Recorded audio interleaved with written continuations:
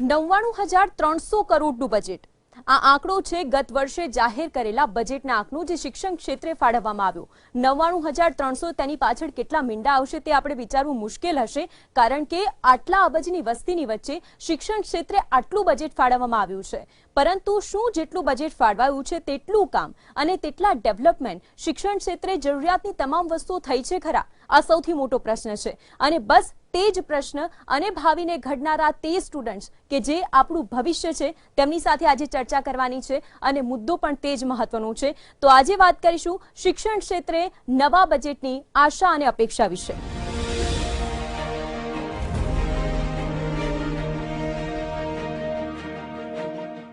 તો શિક્ષણ ક્ષેત્રે જોડાયેલી કેટલી બધી એવી વસ્તુઓ છે યુનિવર્સિટીમાં શું મળશે કે પછી નવા ડેવલપમેન્ટ કયા હશે આ બધાની સાથે જોડાયેલા આ તમામ સ્ટુડન્ટ્સ તેમની સાથે આજે આપણે ચર્ચા કરવાના છીએ આપણી સાથે કેટલાક સ્ટુડન્ટ્સ જોડાઈ ગયા છે તેમની સાથે વાતચીત કરીશું સૌથી પહેલા તો આપની પાસે આવવા માંગીશ અભિષેક આ વખતે શિક્ષણ ક્ષેત્રે કેટલું બજેટ ફાળવવામાં આવે આપની શું અને આશા અપેક્ષા સરકાર સાથે છે મારા મંતવ્ય કહું તો 99,300 કરોડ એ બહુ મોટી રકમ છે પણ જેના બેનિફિટ મળવા જોઈએ વિદ્યાર્થીઓને જેમ કે આપણે જોઈએ તો કોવિડ-19 ને લીધે આખી જે શિક્ષણ સિસ્ટમ છે એ આખી ડિસ્ટર્બ થઈ ગઈ છે ઘણી શાળાઓ ભણાઈ નહોતી શકતી કારણ કે વિદ્યાર્થીઓ પાસે ટેબ્લેટ નહોતા ભણવા માટે ઇન્ટરનેટ કનેક્ટિવિટી નહોતી તો ગવર્મેન્ટનું ફોકસ એવું હોવું જોઈએ કે દરેક વિદ્યાર્થી પાસે ટેબ્લેટ હોય સ્ટેબલ ઇન્ટરનેટ કનેક્ટિવિટી હોય જેથી એ ઘરેથી પણ ભણી શકે બિલકુલ નિયતિ તમારું શું માનવું છે જે રીતે આપણે કહ્યું કે કોરોનાની સ્થિતિ પછી ઘણી બધી વસ્તુને ડેવલપ કરવાની જરૂર છે જે સરકારે આ વખતે પોતાના બજેટમાં ધ્યાનમાં રાખવી પડશે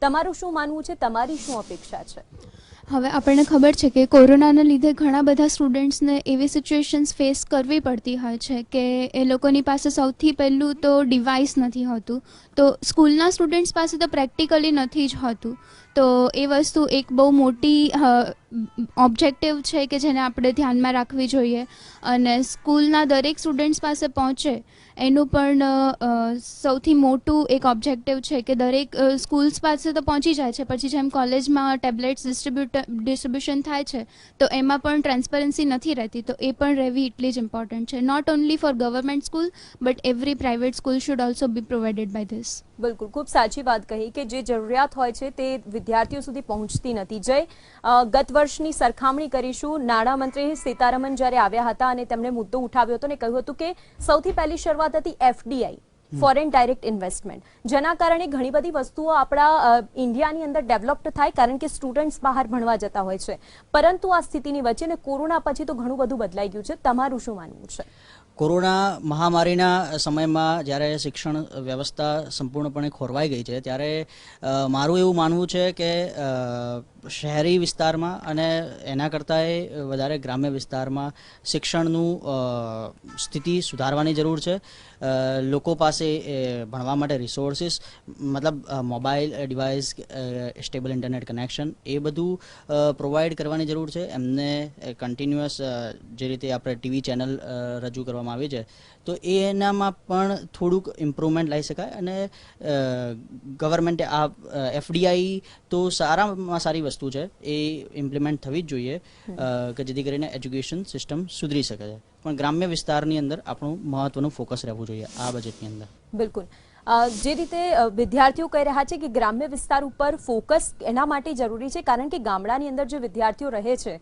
તેમની સુધી અનેક એવી વસ્તુઓ છે જે નથી પહોંચી શકતી અને તેમાં પણ આ વખતે આપણે જોયું હશે કે કોરોનાની સ્થિતિની વચ્ચે તેમની પાસે ટેબ્લેટ્સ નહોતા ભણવા માટે આસપાસના શિક્ષકો ભેગા થયા અને પછી તેમણે ભણતર પૂરું પાડ્યું છે તો હવે જે બીજા વિદ્યાર્થીઓ તેમની સાથે પૂછીશું આપની સાથે આવવા માંગીશ આપનું શું માનવું છે અનિરુદ્ધ કે આખરે આ સ્થિતિની વચ્ચે જે નવું બજેટ આવી રહ્યું છે તેમાં આપની અપેક્ષા શું છે શિક્ષણ ક્ષેત્રમાં એવા કયા સુધારા થવા જોઈએ કે જે ખરેખર જરૂરી છે શિક્ષણ એ કોઈ પણ દેશનો મૂળભૂત પાયો છે શિક્ષણ વગર કોઈ પણ દેશનો વિકાસ શક્ય નથી અને કોરોના પછી તો શિક્ષણની આખી પરિભાષા જ બદલાઈ ગઈ છે કોરોના પછી શિક્ષણમાં નવા સુધારાની જરૂર છે ખાસ કરીને જે ગ્રામ્ય વિસ્તારમાં જ્યાં શિક્ષણ કોરોનાના સમયમાં ટેબ્લેટ્સ કે ઇન્ટરનેટની સુવિધાઓ શક્ય નથી ત્યાં પહેલાં એ સુવિધાઓ કરાવી ગવર્મેન્ટને જરૂરી છે અને કોરોના પછી પરીક્ષાઓ જે લેવાઈ રહી છે જે રીતે લેવાઈ રહી છે એમાં પણ થોડાક સુધારા કરવા પડે એવી મારો મત છે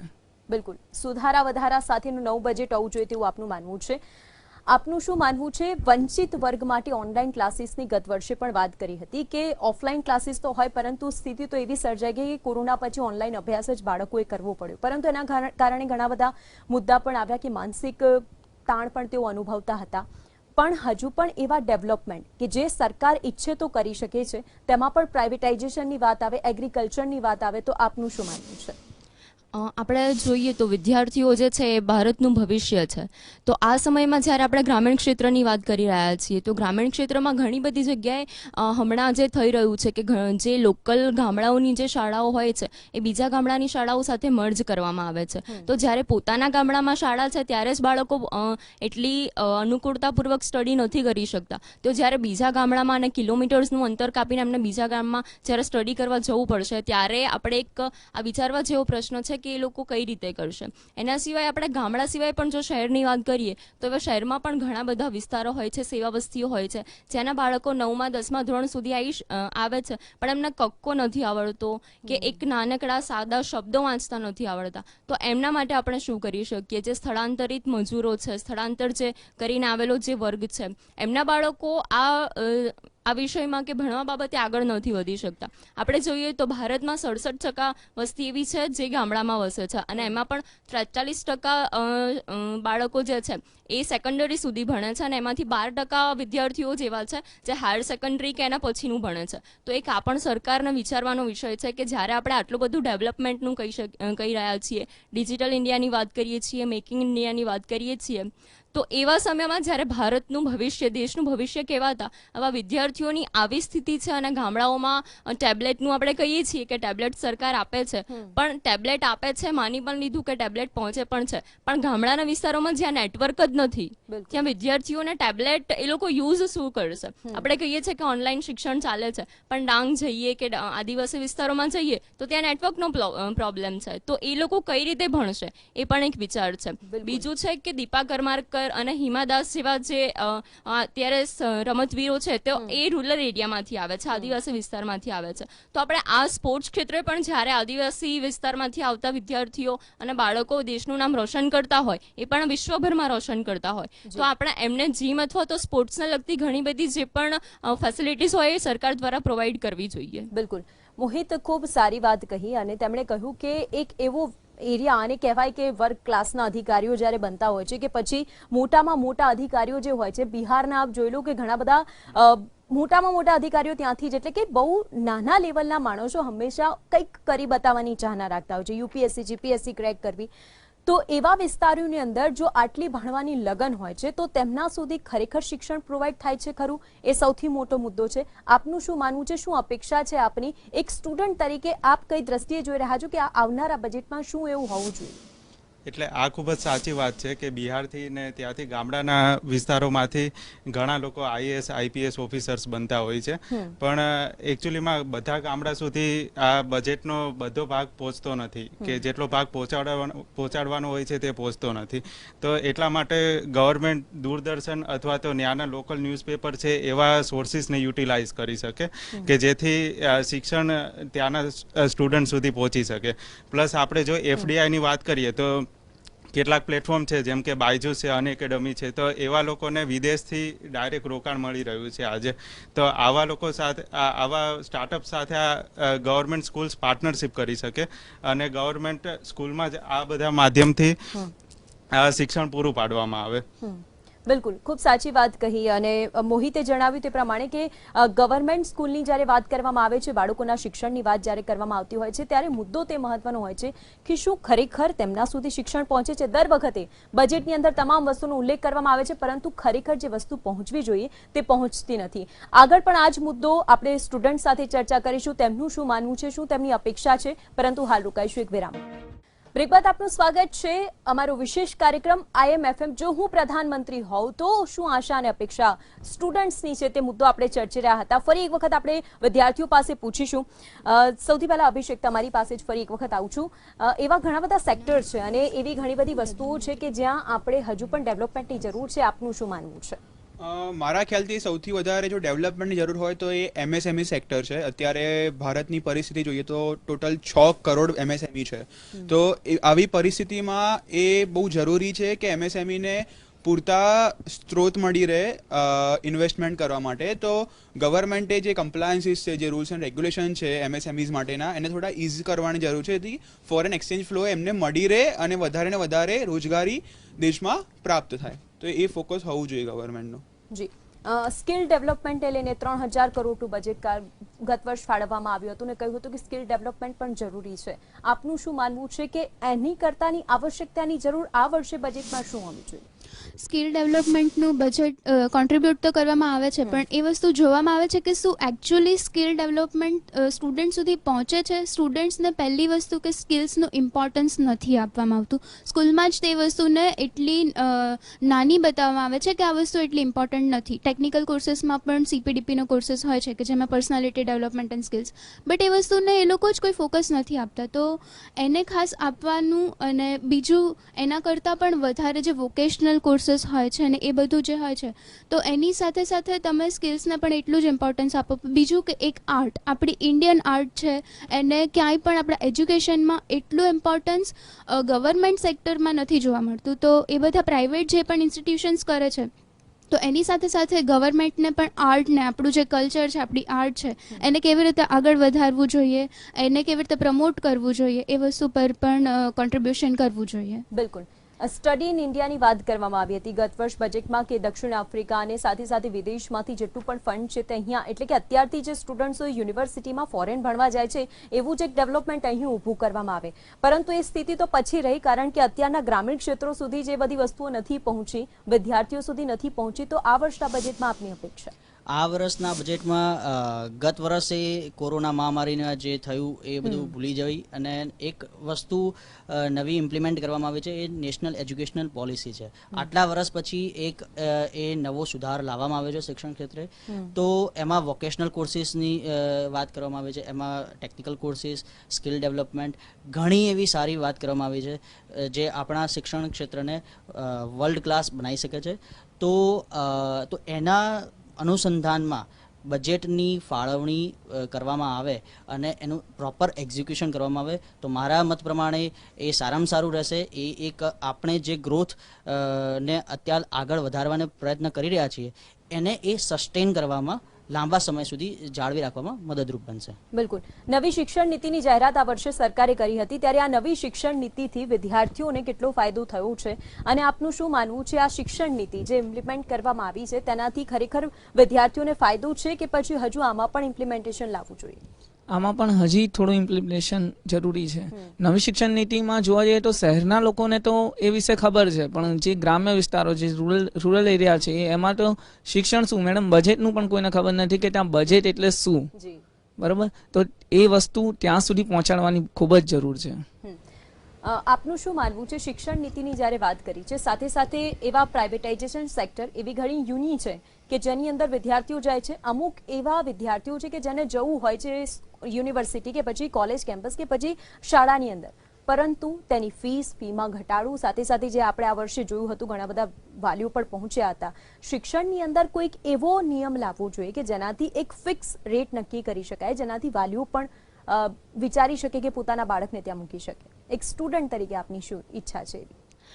પ્રાઇવેટાઇઝેશન જે રીતે થઈ રહ્યું છે અને એ પ્રાઇવેટ સેક્ટરમાં જે રીતેની સુવિધાઓ શિક્ષણ ક્ષેત્રે અપાઈ રહી છે, તો ગવર્મેન્ટ જ્યારે આટલું બધું બજેટ શિક્ષણ ક્ષેત્રે ફાળવી રહી હોય તો ગવર્મેન્ટ સ્કૂલમાં અથવા તો ગવર્મેન્ટ કોલેજીસમાં ને એમાં પણ કેમ એવી સુવિધા ન આપવી જોઈએ? એ એક પ્રશ્ન છે કે ગવર્મેન્ટ જો આ રીતેનું કરી શકે અને ગવર્મેન્ટ સેક્ટરમાં જ પ્રાઇવેટ સેક્ટરની અંદર જેટલી પણ સુવિધાઓ અપાઈ રહી છે એવી જ સુવિધાઓ જો ગવર્મેન્ટ સેક્ટરમાં આપવામાં આવે તો ઓબ્વિયસલી વિદ્યાર્થીઓ ગવર્મેન્ટ સેક્ટરમાં અભ્યાસ કરશે. જો ગવર્મેન્ટ સેક્ટરમાં એમને એ સુવિધાઓ નથી મળી રહી, એના માટે થઈને એ લોકો પ્રાઇવેટ સેક્ટરમાં જાય છે.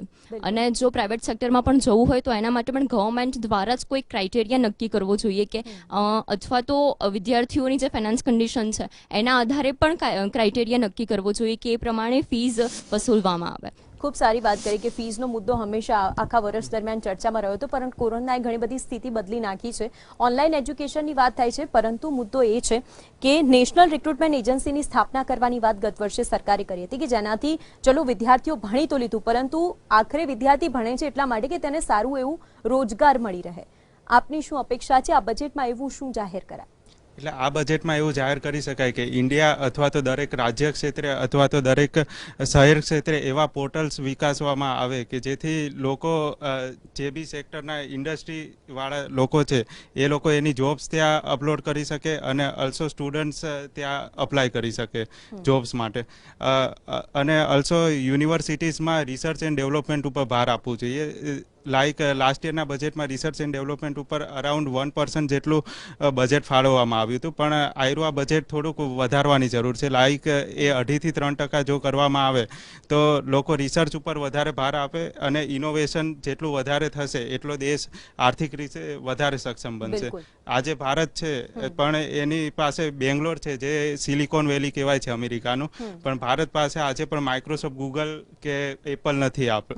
તો આ બધી કંપનીઝ અથવા તો બ્રાન્ડ્સ વિકાસવાની જરૂર છે. તો અને એનામાં સાથે જ રોજગારની પણ તકો હા. ઊભી થાય તે વાતનો પણ ઉલ્લેખ કરવામાં આવ્યો, Yes. કારણ કે સ્ટુડન્ટ્સ ભણે છે એટલા માટે, શિક્ષણ એટલા માટે આપવામાં આવે છે કે રોજગારીની તકો ઊભી થાય, અને રોજગારીની તકો ત્યારે જ ઊભી થશે કે જ્યારે શિક્ષણ સારું હોય. પોર્ટલ વિકસાવવાની વાત કરી છે, પરંતુ જે શો છે આપણો IMFM, અને જો તેઓ આપણે નાણામંત્રી હોય તો આપણી શું દીર્ઘ દ્રષ્ટિએ આપણે શું વિચારીએ કે આ શિક્ષણ મુદ્દો કે આ નીતિ અમલમાં મૂકવામાં આવે. તો આ એક મુદ્દો ફરી એક વખત સ્ટુડન્ટ સાથે ચર્ચા કરી લઈશું. જો આપ નાણામંત્રી હોવ તો તમે શું વિચારો, તમે શું ઇમ્પ્લિમેન્ટ લાવવા માંગો, શું કરો કે જેનાથી વિદ્યાર્થીઓને ફાયદો થાય? દરેક મુદ્દા દરેક વિદ્યાર્થીઓ પાસેથી. ગત વર્ષમાં જોઈએ તો સામાન્ય માણસને ઘણી બધી મુસીબતો વેઠવી પડી છે. તો મારો જે ફોકસ હોય, હું ફાઇનાન્સ મિનિસ્ટર હોઉં તો એ સામાન્ય માણસ પર હશે. આપણે જોવા જઈએ તો સ્ટાન્ડર્ડ ડિડક્શન જે ઇન્કમ ટેક્સ એક્ટ હેઠળ આપવામાં આવે છે એ 1.5 લાખ છે, સેક્શન 80C અંડર, જે બહુ ઘણા વખતથી અને વધારવામાં નથી આવ્યું. તો હવે એક સમય આવી ગયો છે જ્યારે એ જે સ્ટાન્ડર્ડ ડિડક્શન છે એટલે કે માનદ કપાત એને 1.5 લાખથી લઈને 2 લાખ કરવું જોઈએ અથવા 2.5 લાખ સુધી લઈ જવું જોઈએ, જેથી સામાન્ય માણસને એનો ફાયદો રહે અને બીજી જગ્યાએ રોકાણ બી કરે. બિલકુલ. આપનું શું માનવું છે, આપનું શું વિચાર છે? જો તમે ફાઇનાન્સ મિનિસ્ટર હોત તો તમે શું એવું ઇમ્પ્લિમેન્ટ લાવત? અગર હું ફાઇનાન્સ મિનિસ્ટર હોઉં તો એજ્યુકેશનમાં સૌથી મેઇન ઇમ્પ્લિમેન્ટેશન હું એ લાવું કે એજ્યુકેશનને આપણે એક રાઇટ માનીએ છીએ કે જે દરેકનો રાઇટ્સ છે. તો એજ્યુકેશનને કોઈ પણ મોનિટરી કે મની સાથે ટ્રાન્ઝેક્ટ ના કરતા education must be free for every student who want. તો હું બધા જ સ્ટુડન્ટ્સ માટે ફ્રી કરત, અને એમાં 3 વસ્તુ ઇન્ક્લુડ કરત. એક ટેકનિકલ સ્કિલ્સ, બીજી એની વોકેશનલ સ્કિલ્સ કે જે એને નોલેજની સાથે સાથે ઇમ્પ્લિમેન્ટ કરવામાં હેલ્પ કરશે, અને ત્રીજું આર્ટ, જે આપણું ઇન્ડિયન આર્ટ છે એ મસ્ટ ઇમ્પોર્ટન્ટ કે આપણે એ કલ્ચરને રિટેઇન કરી અને આગળ વધાવીએ. જી બિલકુલ, ખૂબ Thank you. સારા 3 મુદ્દા કયા આપે. આપનું શું માનવું છે, આપ શું કરત?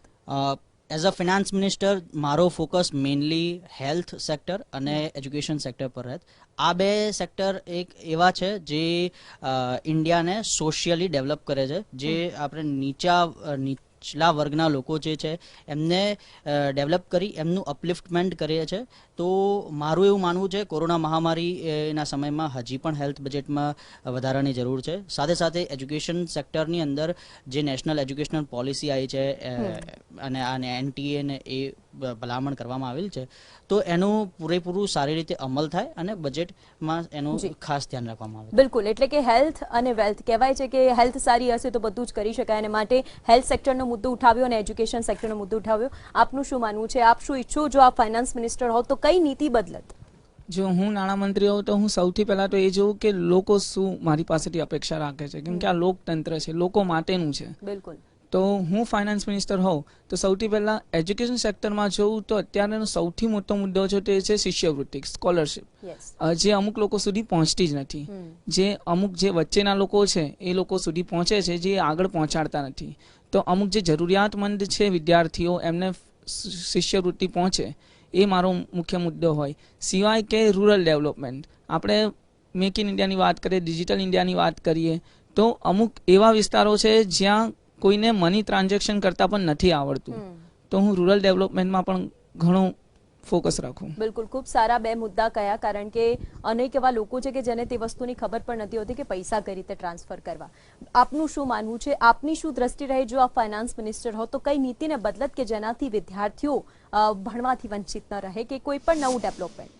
जो हूँ नाણાमंत्री होऊँ तो एक वस्तुનું હું ખાસ ધ્યાન રાખું કે શિક્ષણ में हिस्सा कितना हो बजट का 10वां हिस्सा हो मतलब બજેટનો જે 10% પાર્ટ છે એ ઓબ્વિયસલી શિક્ષણને જવો જોઈએ કારણ કે તમે જ્યારે વિદ્યાર્થીને કહી રહ્યો છો શિક્ષણ ઉપર તમારો એ શું કહેવાય રોકાણ કરી રહ્યો છો અથવા તો એ હિસ્સો આપી રહ્યો છો ત્યારે એ તમારા ભારતનું ભવિષ્ય આગળ ઉજ્જવળ બનાવશે અને આના સિવાય બીજું કે બાળકોમાં જે કુપોષણ જોવા મળે છે તો એ કુપોષણને લઈને પણ હું આગળ મારી નીતિ રાખત બીકોઝ કે જે ખેડૂતો છે તો આપણે જો અન્નનું જોતા હોઈએ તો અન્નમાં 40% અન્ન એવું છે દર વર્ષે 40% અન્ન ભારતમાંથી બરબાદ થાય છે જેના કોઈના ખાવામાં આવે છે અથવા તો સડી જાય છે કે એ રીતે એનો મેઇન મુદ્દો છે કે વચેટિયાઓ જે હોય છે ખેડૂતો અને વેપારીઓ એ લોકોની વચ્ચેના જે વચેટિયા છે એ લોકો ખરીદીને ક્યાંક ને ક્યાંક એનું કારણ સંગ્રહખોરી જોવા મળે છે તો એના સિવાય હું એક બીજી પણ ધ્યાન રાખત કે ખેડૂતો પોતાના જ કોલ્ડ સ્ટોરેજ રાખે અને એ માટેની નીતિઓ પણ ખેડૂતો પાસે લઈ જાત જી